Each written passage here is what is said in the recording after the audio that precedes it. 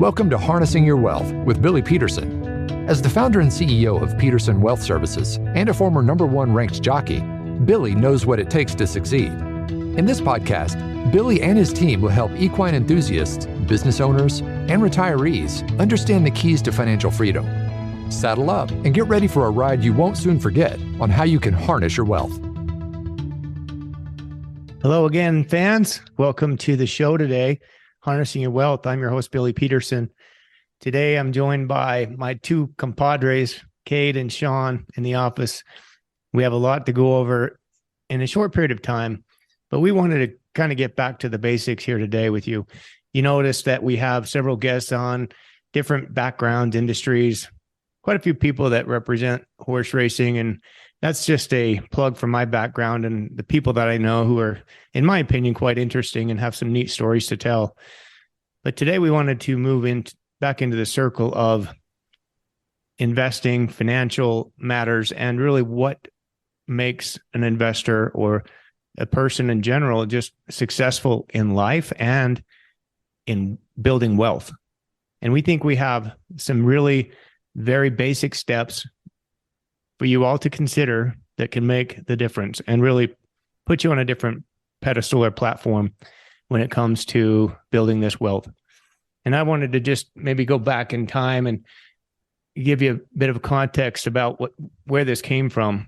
And we talked about this being just small things that can lead to big results. And most of you know I was a jockey for many years in my previous career.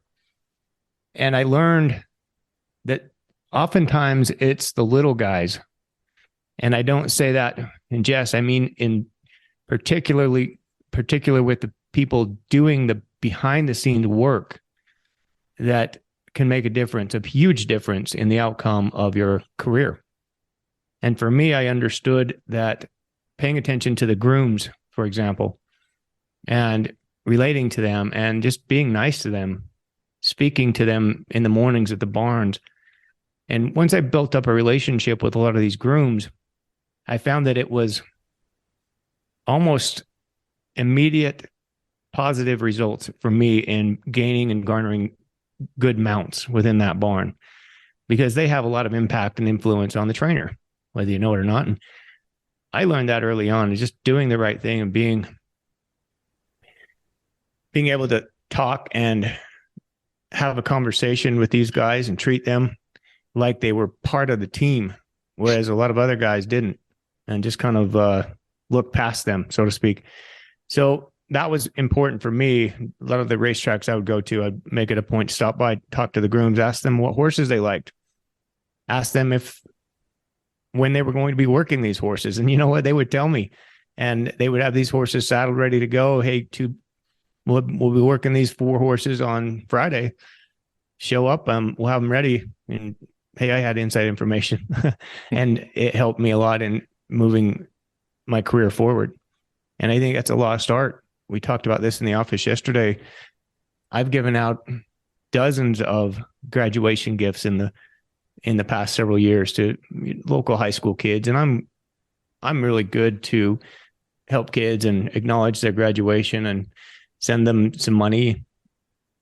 And I've only received 2 thank you cards or responses in those years I've been doing this. And it just kind of shows you that there's a small percentage of people who are willing to do these little things. And it takes, 10 seconds? I mean, maybe even if it took 5 minutes, write out a thank you card, send it. That person is then going to remember you and more likely to help you going forward with your career when you have a question, or maybe you're a job interview, or you need a recommendation. But the people that just take that as if it was an entitlement, they didn't really put themselves in a better spot in my mind. And I think that's the case for most people. It's just a small step. So we're going to talk about small steps can lead to big things here today. And we're going to go into several different points that I think are important, and all of us do, in how to build wealth and do it the old-fashioned way. All right, this isn't get rich quick talk today. Is this a little bit of a book tease? Yeah, we can talk about the book, my book, which is going to be coming out hopefully this fall is called Diaries of a Jockey. And so it's going to deal with a lot of the stories that I encountered and have to share things that I learned in my life. Hopefully it can make an impact on people and better their lives too. So that will hopefully be coming out. Thanks, Cade, mentioning that for me. Yep. Excited to read it. I'm excited it's written because, sometimes we go down to Billy's office and he's knee deep writing his book and we can't even talk to him. So I'm glad you got it down, Billy. Turn around and walk out, right? Yep. Just leave. Yeah, that's the best. You guys are learning, it takes you a while sometimes. Sometimes you come in here and just sit on anyway and, just bug me. But hey, that's what I'm here for. Number one rule I have is to start early. When you're trying to build wealth in investing, it sounds pretty trivial, pretty minor detail. Everyone says that, start early.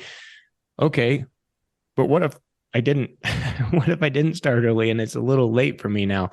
Well, it doesn't mean you just give up. Start early means start today. So even if you're 50 years old and you haven't started investing, start now. And so the key here is don't procrastinate.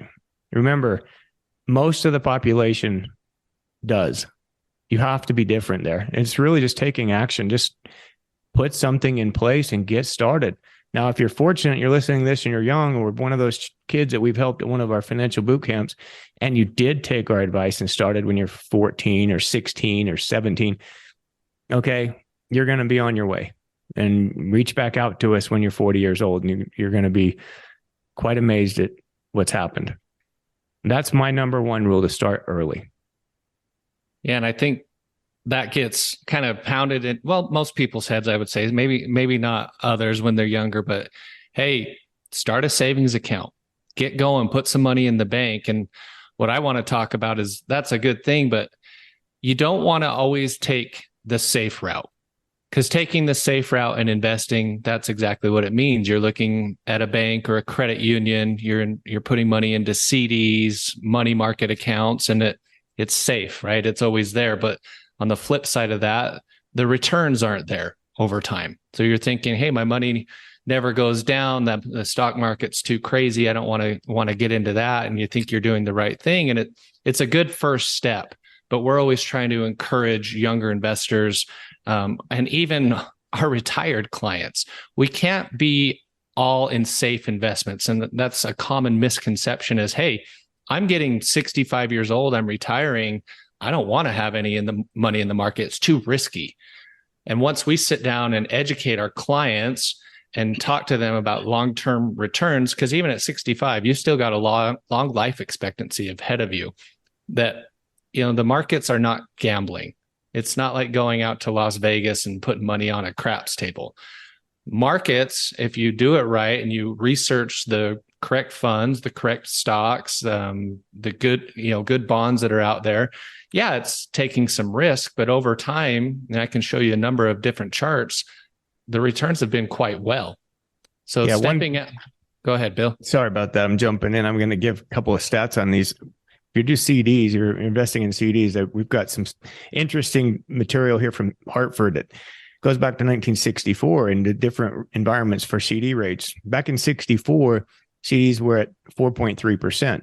So let's just say, for example, you put $100,000 in a CD. Well, your annual income would be $4,300.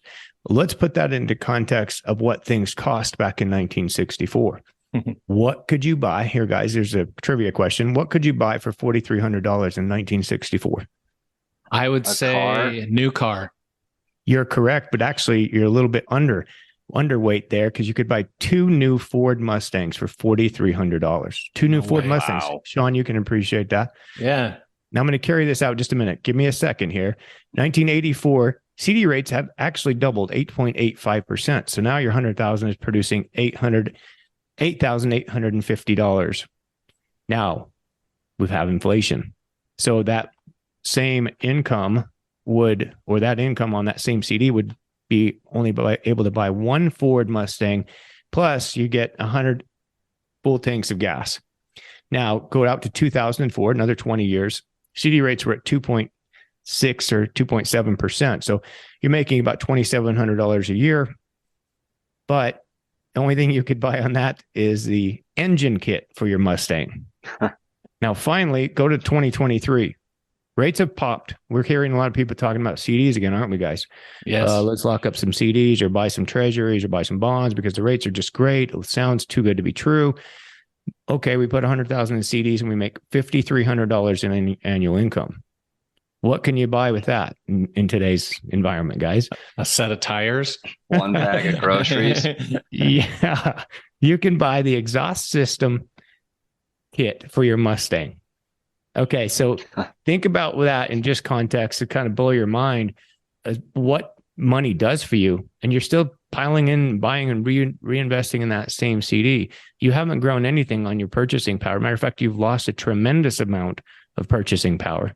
Well, what you're talking about there is real return, right? Correct. You take absolutely. the return you earn on your investment, and then you need to subtract out inflation, and that gives you your real return. So yeah, the rates have seemed enticing, but when you really peel it back and look, it's not that beneficial. That's why you got to keep your money working for you because everything else is going up cost wise. And one way to do that that's worked for all of us and a lot of our clients is making it automatic. Nowadays, everyone is so eager to dish money out every month if it's a streaming service or something of the sort. Why not just make it automatic to put money into an investment account? That way you're doing your investments for the month and then the rest of the money you can spend on whatever else. And that way you're not having to sit and think about, oh man, I need to invest some money. It's just going to come out every single month like a bill. And one positive there is that when the market's down, you're still buying shares. So you're going to be able to get more shares when the market's struggling. Yeah. How do you set that up? Maybe our listeners would like to learn how to do that. Some of them don't know. A couple of ways. One way that we do it is a ACH profile, automated clearinghouse. You can set that up and we'll just pull the money directly from your bank. You can set it up weekly. You can set it up every 2 weeks, every month, every pay period that you have, and whatever amount you want. Some people only add $20 a month. At least it's something. And then we have others that are adding $20,000 a month. So there's no income limits or wealth disparity there. It's just adding. And just to piggyback off of that, Cade, a lot of you are out there in the workforce still, or entering the workforce. 401ks, they're part of this automatic plan.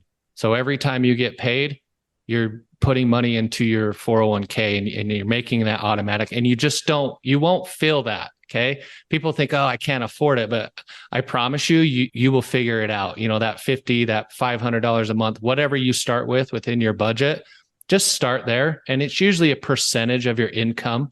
We tell people if someone just asked me and I don't know them, they said, how much money do you recommend someone should save? I say 15% of your gross income is what the target should be. Maybe you can start there, maybe you can't, but say you start at 10.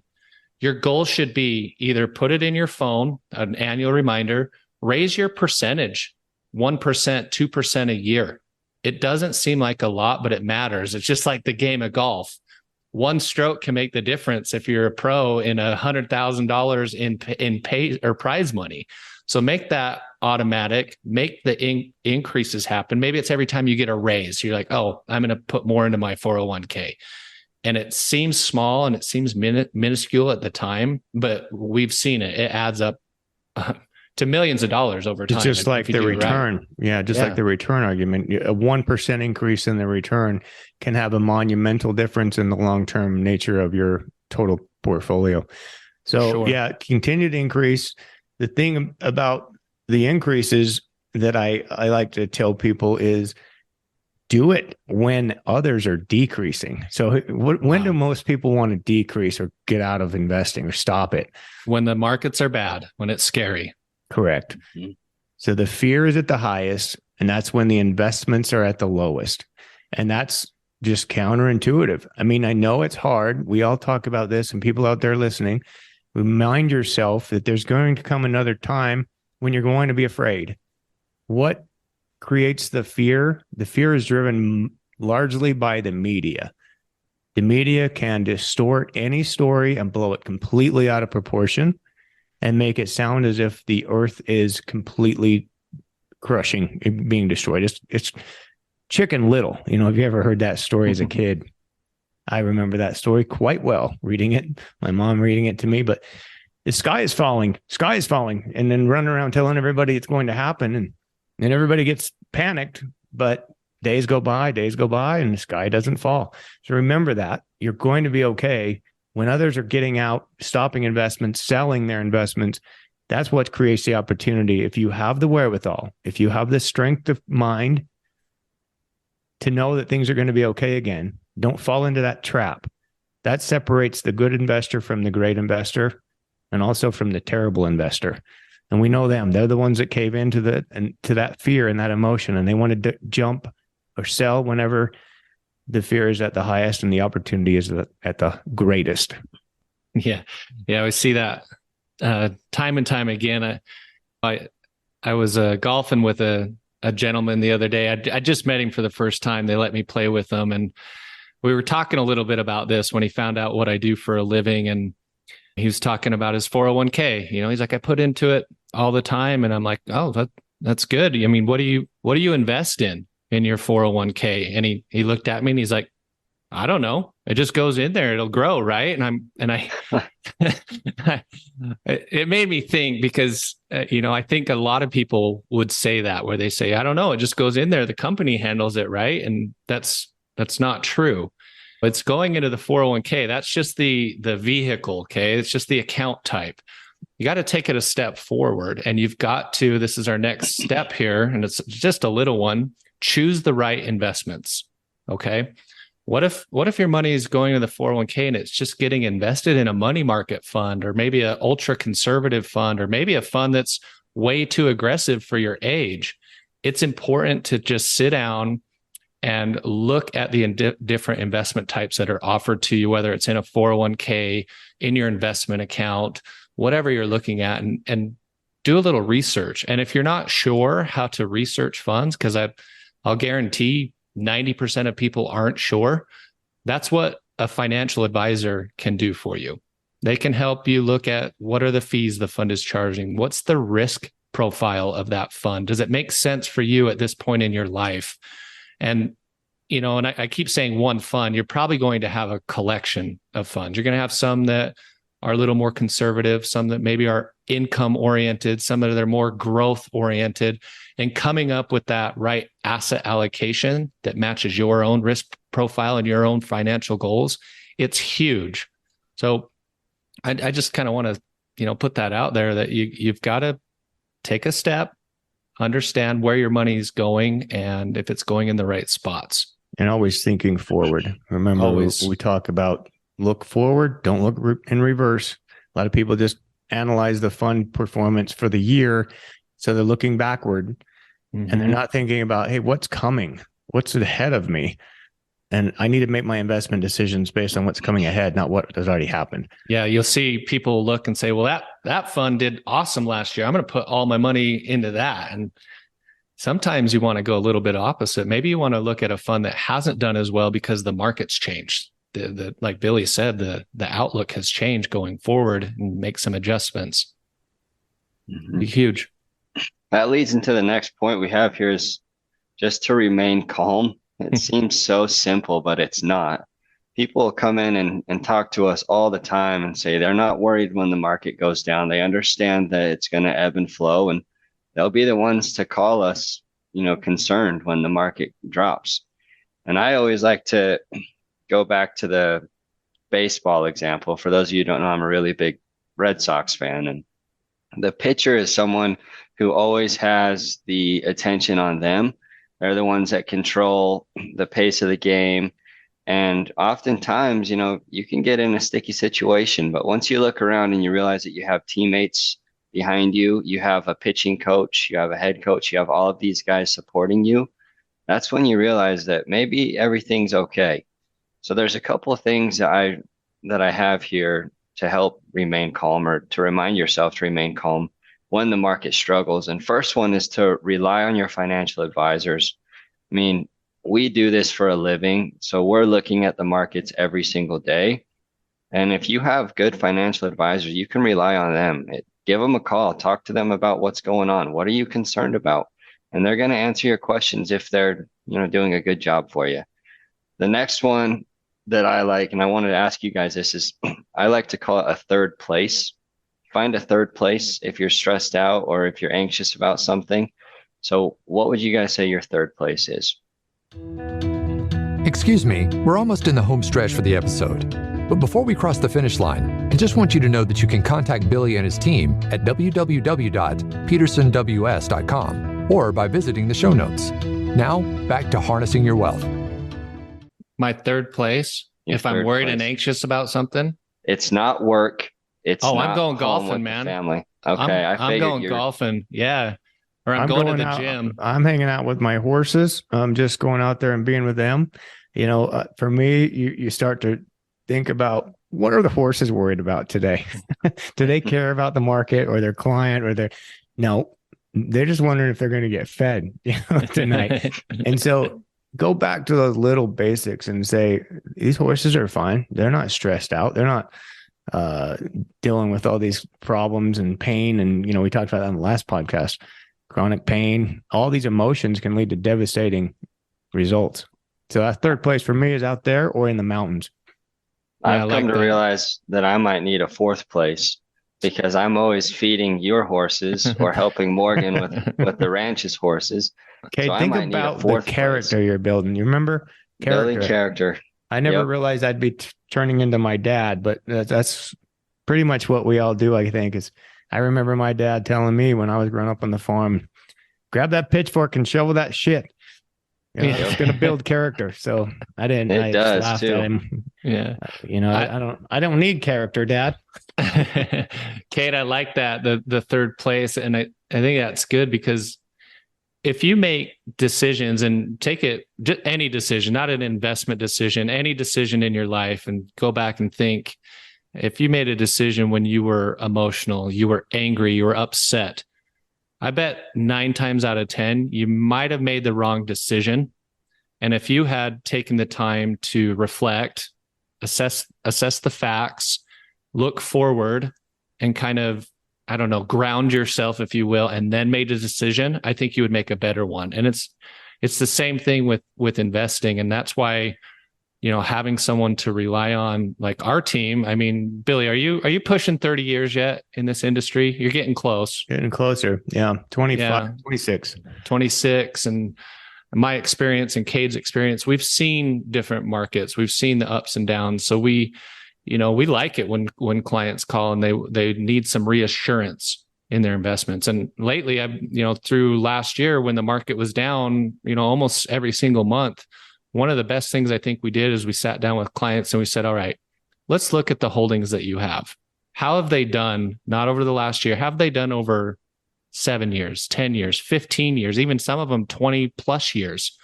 That kind of gives you that reassurance like, hey, we've been here before, and it helps you remain calm. It refocuses you on what to be excited about with your investments going forward.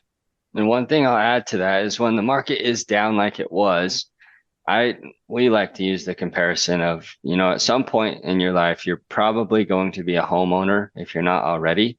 If you get your tax notice and it's down 20 to 30%, you're not going to run out and sell your home. You're just going to wait until it comes back because it always has, right? So that's what we use to explain to clients that this has always come back. There's no need to make any rash decisions. You have good holdings, like Shaun said. We review your holdings. We make sure that you're in a good spot. Yeah. And this doesn't mean that, you shouldn't pay attention when things are getting rocky. And I would say the folks that are speculating are in these high risk investments. They have a lot more to worry about than those who are invested in good quality companies that have been around for a number of years and have earnings and have customers and have buildings and products and services that they sell. So, I'm not telling you to remain calm if you're all in Bitcoin. Yeah, you should probably be pretty damn nervous right now.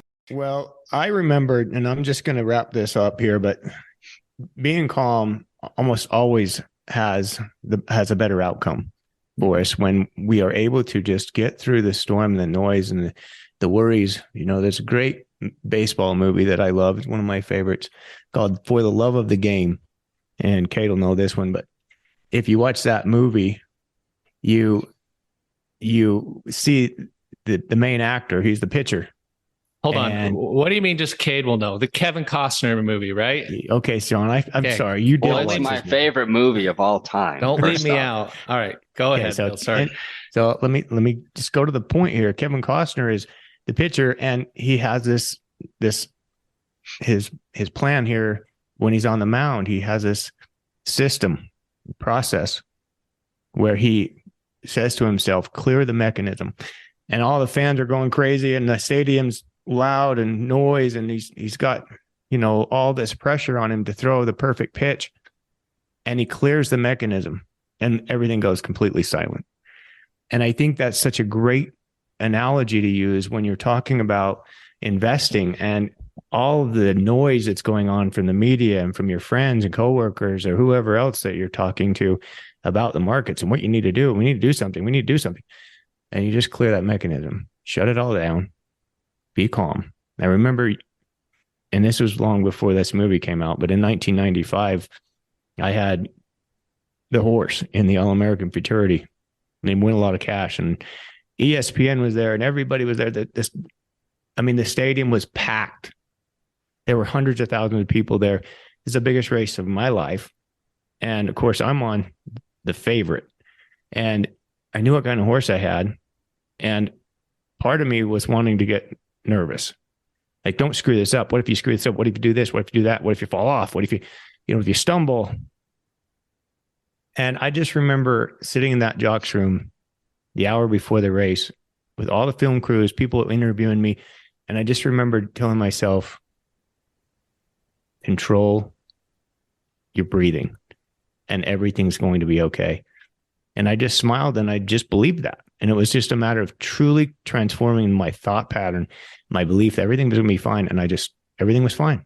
And my heart stopped racing. Everything was quiet and calm. Got on that horse just like I was going for a Sunday stroll in the mountains. And, the horse did the work. I never even uncocked my stick in that race, but I just let everything happen the way it was supposed to. I didn't try to get in the way of it. Not much you can control when the markets are going down. You just have to remain in the boat and understand that everything's going to be fine. It's those little decisions that you make that can transform everything, whether it's a good one or a bad one. If you make a bad one and you jump out the wrong time, it's very difficult to ever recover. So the last thing is just don't pay a lot of attention to this daily, weekly, or monthly movement. When I first got into this business, it was 1996, I guess. And I just retired. It was December. I'd already had my license. So I was still riding racehorses, and they allowed me to go to the brokerage firm and study for this exam. It was a tough exam, obviously, but I was studying and riding and doing all those things at the same time. It was a monotonous schedule, very difficult schedule. But I still made it through and decided, hey, I wanted to hang up the jock boots and I wanted to move into this kind of a career. But it was ingrained into me that you have to know everything. You have to show up before the market opens every day, an hour ahead. You have to watch everything, read everything, know everything, and know where the Dow is, know where the bond market is, know what the price of oil is, what the price of gold is, what the 10-year is doing. And so it was like a panic every day. You have to know all these things. And the more I went along, the more I realized I don't need to know everything like that every day. It doesn't matter. And I try to stress that to our clients. What the Dow does today or tomorrow, next week, does not matter. Don't get caught up in all of that, because what we're doing is we're focusing on the long term. So it makes very, very little difference to me what the price of gold is tomorrow, what the price of a barrel of oil is tomorrow. I'm going to watch the trends. Yeah, I'm going to stay up on it. So, on a regular basis, on quarterly basis, things like that, we're looking at it. We know what we're talking about, but we don't get caught up in the day-to-day, moment to moment, in and out. We're not day traders. And I found that to be a fool's game to try to jump in and out with trades. We're more focused on what's going on a trend basis, on a longer term basis. So just keep those little things in mind as you're going about your life today or your world and what it is you're doing and thinking about. Put a little checklist together of some things that you want to accomplish And I hope that a few of these resonated with you because they're easy steps. They don't take a lot of thought, a lot of skill. They don't take a lot of knowledge or education. They just take some doing. And once you've put those things into action or decided that you want to do something about this, it'll all start working very smoothly for you. And pass this on to the younger generation too, because I think they need to learn this more than they are in schools. So many students learn so many things in high school that they never look at again when they get out into the real world. So we're glad you joined us today. Cade, Shaun. Thanks for having us, Bill. Yeah, you guys did great. Maybe I'll have you on again. Keep up the good work, Keep trucking along. All right, guys. Fans out there, thanks for joining us for, again, our show, Harnessing Your Wealth. Stay tuned for the next one, and we'll talk to you again soon. Thank you for listening to Harnessing Your Wealth with Billy Peterson. Before we declare the race official, please click the follow button so you can be notified when new episodes become available. For more information about today's show, please check out the show notes. Visit our website at www.petersonws.com or give us a call at 801-475-4002. Once again, thank you for listening.